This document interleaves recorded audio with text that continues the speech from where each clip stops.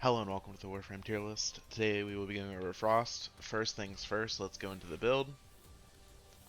So this is the first build that you can run. This is the better build, but unfortunately I cannot run it as I'm having polarity problems. So what you would slot here in this remaining slot is Umbral Intensify to get you to 84% strength, combined with Moderai and Molt Augmented, that would get you to the threshold to full strip with your 4. Unfortunately, I cannot run this build because, like I said, I have polarity problems. However, there is a workaround that you can do where you don't really lose anything. So, what I was running in the mission was I had stretch here. I lowered overextended by 1 rank. You can see that we now have the same exact range, but we have 10% higher base strength.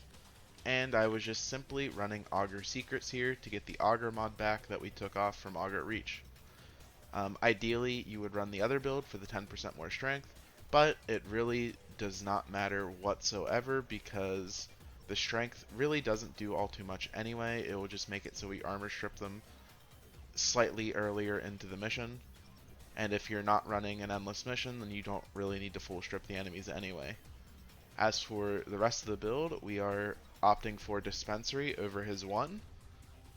This is because with these stat distributions, you really can't really run any other ability anyway. And Frost kind of has some energy issues, so this solves both. It gives us something to slot here, and it also solves our energy issue. Running Dispensary in conjunction with Equilibrium and the synth mods on our Panzer. And another thing that is often overlooked on Frost is his 2 augment. This 2 augment is actually insane. It works on everything. It works on Acolytes, it works on Demolus, it works on um, Acolytes, Demolus, and Eximus. It works on all 3. All 3 high priority targets that normally kill you on other Warframes, this CC ability works on. As for the rest of the loadout, you opt for your AoE weapon of choice. I was using the Arcaplasmor, and yes, I was accidentally running Primed Cleanse Corpus, and as you'll notice later on, I was not struggling killing the enemies, even the Eximus, even missing an entire mod slot, and also the most important mod slot. This is more than 50% more damage. This is realistically probably 70% damage I was missing because it double dips on the slash procs and the heat procs. So yeah, you're armor stripping, so your build really doesn't matter. My Riven's like whatever, you can put anything here. You can put Vigilante Armaments, you can put a Fire Rate mod on, you can just put a 90% Toxin mod. It really doesn't matter. You're armor stripping the enemies, you're going to do so much damage anyway. Your build, honestly, on your weapons doesn't really matter. Just some AoE weapon that's modded semi-well will do perfectly fine. As for your secondary, I opt for the Epitaph as a primer with 2 Augur mods. These are important for shield gating. And if you don't have Prime Sure-Footed, I would take off Prime Fulmination and replace it with a Fire Rate mod or a Status Duration mod. As for your melee weapon, again, it does not matter here what you run. Just any melee weapon of your choice, whatever your favorite melee weapon, it will work. Nakana, Glaive, Reaper, Nami, Skyla, dual carries, whatever you like, it will work here. Again, you're armor stripping the enemies. Whatever you use will kill them. As for the focus tree, Madurai. Madurai is very important for the 50% casting speed as always, but also we need the 40% ability strength to reach the threshold to full strip. And as for your companion, it's just a normal Panzer build with the synth mods to abuse equilibrium. Now on to the ranks. We will be judging Frost based on 4 different topics. Firstly, his kills per minute. Secondly, his survivability. Thirdly, his viability in the different mission types. And finally, how fun he is to play. All of the data is sampled from a solo Steel Path survival run in Mott in the Void. And we will begin by talking about the first topic, his kills per minute. Alright. So, contrary to popular belief, Frost actually has a pretty decent rate of killing enemies. This is entirely carried by his 4, which is just a large range AoE armor strip. and CC a tool that increases his survivability, but we'll get to that later. But since his survivability is decent and you're armor stripping the enemies, any AoE weapon will just nuke your entire screen, and imagine that an AoE armor strip combined with an AoE weapon equals high kills per minute. I never would have guessed that in a million years. Um, Ideally, though, his kill rate does change drastically depending on what tile set you're in and what room you decide to hold out in. So, ideally, you want to be in a long hallway with either one entrance on one side with a room with really good spawns, or a hallway with two ends where you have two sources of enemies spawning at you. And that is what I opted for.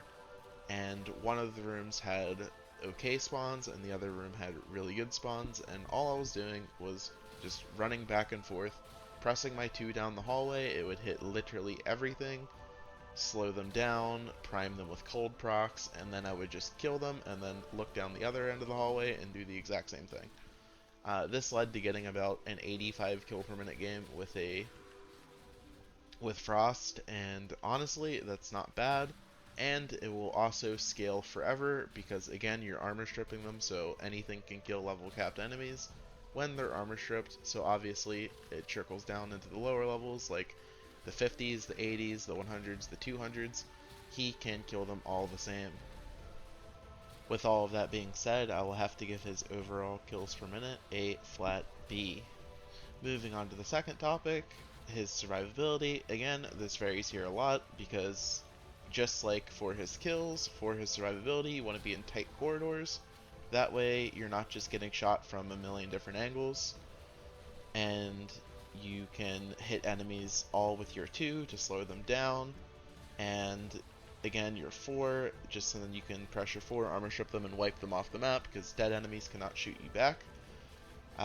If you're ever in a pinch, you can use his 3, and his 3 will give you a few seconds of pretty much invincibility, unless enemies have beam weapons, or if they have overguard and they didn't get pushed back.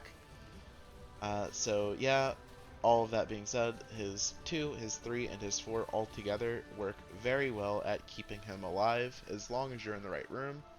But and other mission types, whenever you're running through the map and you can't really just sit in a tight corridor, his survivability does falter because then you're relying on only his 3 and 4 mostly, and your 2 doesn't really do too much, so it falls down a bit. In best case scenarios, he has about an A to an A minus, but in worst case scenarios, he's very squishy and very vulnerable. So again, I will have to give his survivability just a flat B. Moving on to the third topic, his viability in the different mission types, and this is where Frost excels a little bit. So, Frost does very well, obviously, in any defense-oriented mission, like excavation, defense, or mobile defense. He also does fairly well in survival, and shockingly, this is very often overlooked, he does very well in disruption. So what you can do is in disruption is you can use your 2 on the demo, slow them down to a crawl, use your 4 to armor strip them, and while you're armor stripping the demo, you're also simultaneously CCing any enemies that are behind you, keeping you alive.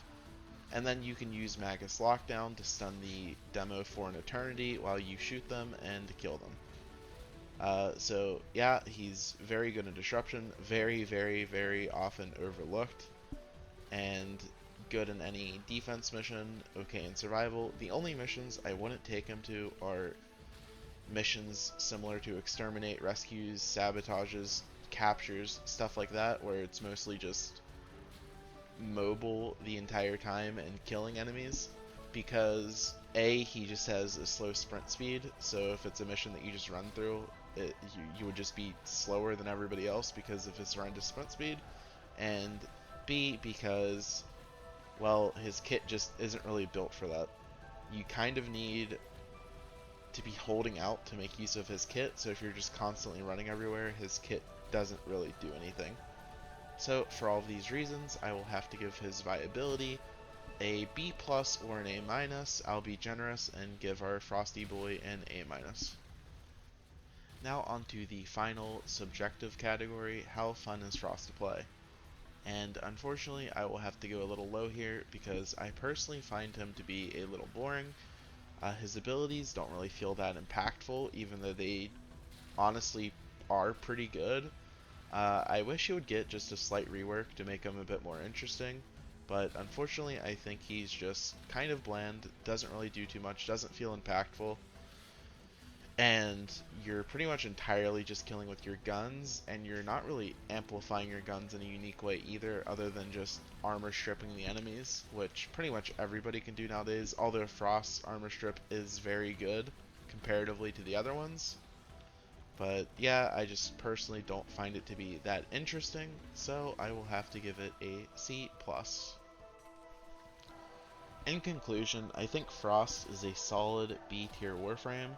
I think a small rework could do a lot for him and could make him a lot better and also a lot more fun to play, but he is significantly better than a lot of people give him credit for.